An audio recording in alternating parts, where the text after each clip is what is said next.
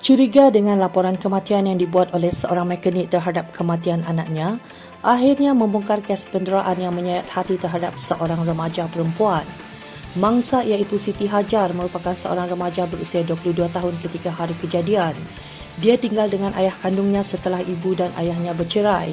Ibunya pula dikabarkan menetap di Pulau Pinang dan dia tinggal bersama dengan ibu tirinya serta dua lagi adiknya di rumah kediaman mereka di Taman Semarak Binjai. Namun, siapa menyangka nasib malang yang menimpa Siti Hajar apabila dia didera oleh insan yang juga ahli keluarga termasuk bapa kandungnya sendiri. Pada tarikh 26 April 2016, seorang bapa yang dikenali sebagai Anwar Jusso berusia 49 tahun telah membuat satu laporan berkaitan kematian anaknya. Di dalam laporan itu, dia menyatakan bahawa anak perempuannya Siti Hajar yang berusia 22 tahun telah meninggal dunia akibat demam panas. Ketua Polis Daerah Kemaman Superintendent Muhammad Said Ibrahim berkata, pada peringkat awal, kes kematian ini diklasifikasikan sebagai mati mengejut. Namun apabila pihak polis membuat pemeriksaan terhadap mayat remaja tersebut, pihak polis mula curiga dengan keadaan fizikal pada mayat mangsa yang terlalu kurus dengan berat hanya 18 kg. Ia kelihatan seperti tidak cukup makan serta terdapat kesan lebam pada bahagian mata dan kesan gigitan yang dipercayai kesan gigitan manusia. Pihak polis kemudian mula menjalankan siasatan terhadap mayat remaja berkenaan kerana terdapatnya unsur-unsur jenayah pada kematian Siti Hajar. Mayat berkenaan telah dihantar ke unit forensik Hospital Kemaman untuk dibedah siasat. Hasil dua bedah siasat yang diperolehi mengesahkan kematian remaja perempuan berusia 22 tahun itu adalah disebabkan jangkitan kuman dan kebulur sebelum meninggal dunia. Pada 1 Mei 2016, sekitar jam 1.50 pagi, pihak polis telah menahan 4 ahli keluarga mangsa di rumah mereka. Penahanan tersebut dibuat susulan hasil laporan bedah siasat terhadap mayat mangsa Siti Hajar.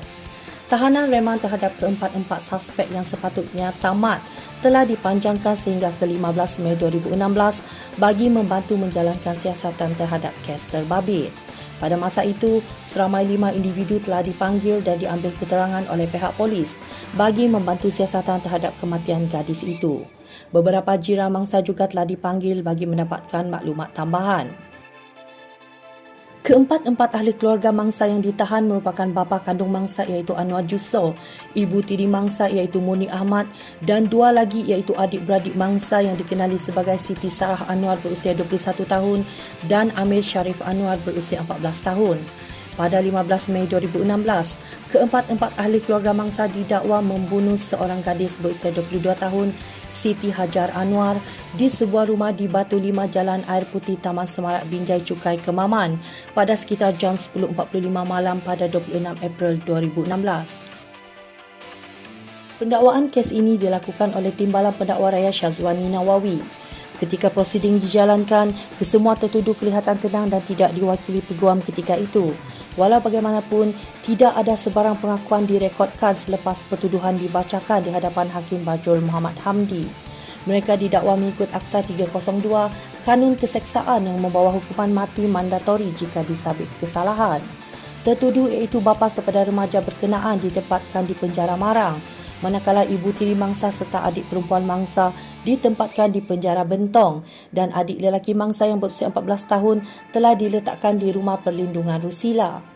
Ketika itu, perkarangan mahkamah yang senyap menjadi riuh apabila bekas isteri Anwar yang merupakan ibu kandung kepada mangsa menjerit, "Mu bunuh anak aku," sebaik melihat wajah bekas suaminya dan gagal mengawal emosi. Setelah itu, permohonan pemindahan kes ke Mahkamah Tinggi Kuala Terengganu dilakukan setelah memperolehi laporan pergigian dan laporan kimia. Siasatan demi siasatan dijalankan. Akhirnya pada 28 Februari 2021, di mana pendakwaan ketika itu dikendalikan oleh Timbalan Pendakwa Raya Zulfazlia Mahmud manakala tertuduh diwakili Peguam Maslila Ismail. Mahkamah Tinggi Terengganu telah menjatuhkan hukuman gantung sampai mati kepada pasangan suami isteri itu setelah pihak pembelaan gagal menunjukkan keraguan munasabah. Pasangan suami isteri itu didapati bersalah membunuh anak perempuan mereka yang berusia 22 tahun ketika hari kejadian. Manakala dua lagi anak tertuduh dibebaskan dan dilepaskan daripada pertuduhan yang sama.